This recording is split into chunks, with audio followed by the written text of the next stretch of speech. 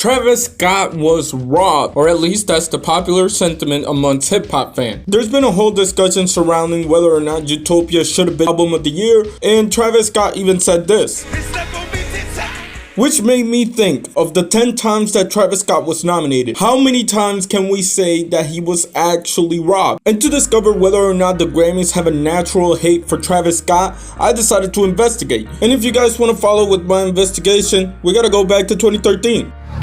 My mama was raised in the era when... So incredibly, before Trav even had a studio album out, he was already getting nominated for Grammys. And for this specific year, it meant that Travis Scott was being nominated for his contribution on Kanye West's Jesus. More specifically, the song New Slaves. You see his leaders and his followers, but I'd rather be a prick than a swallower.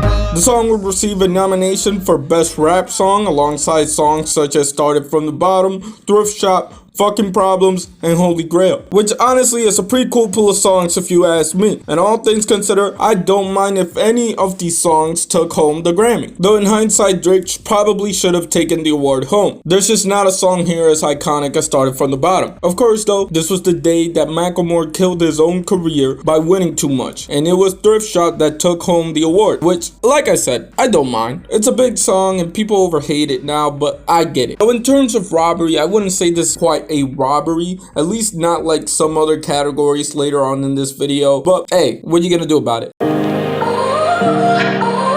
Now I'm not gonna lie, going into this video, I did not expect for me to be talking about Justin Bieber. I thought I'd never have to do such a thing, but here we are. What do you mean?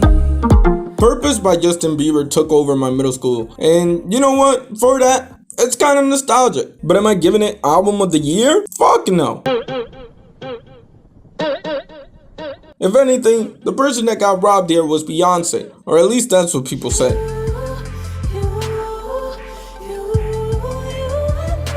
So let's fast forward a bit. At the 60th edition of the Grammys, Travis Scott received his third nomination, this time for his collaborative efforts alongside SZA on Love Galore. This is for the category now referred to as Best Melodic Rap Performance, and I gotta say, the song is cool, though I personally see her as second best. She see money all around me. I look like I'm the man. I'm sorry, but this is like the best vibes I've ever heard in a song. I could sing it right now. I'm not going to, but I could. Unfortunately, this song didn't win. Loyalty, loyalty, loyalty.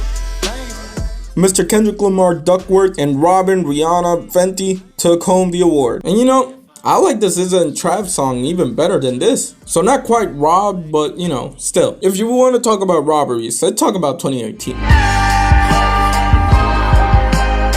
2018 was Astroworld's year, and the more time passes, the more apparent it is. There's no 2018 album quite as iconic as Astroworld, and 5 years removed from this, I gotta say, it still goes hard. And if you don't believe me, watch that Fortnite concert again, buddy. Now, Trav being 2019's biggest rapper in the world would get him some nominations, 3 specifically, and you'd think he'd do a clean sweep, because really the only competition that was in the way was Pusha T. If you know, you know.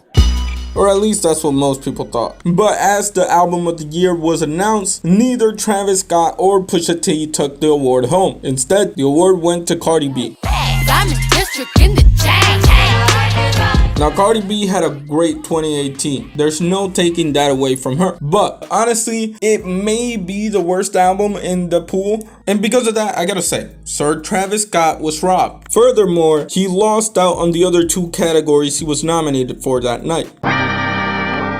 Now, it doesn't take a genius to say that Sicko Mode is one of the most influential songs of the last 10 years, at the very least in terms of hip hop. And yet the song lost out both for Best Rap Performance and Best Rap Song. In the latter category, Travis Scott lost to Drake. Everybody get your motherfucking roll on. In the other award category though, Trav would not only lose to 1 song, but 2 songs.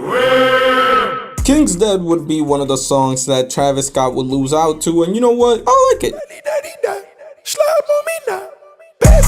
Even though I still think Sicko Mode has done more for hip hop, it's Kendrick Lamar, Future, and J-Rock, and they do pretty good. And on the other side of the coin, it's Anderson .Paak.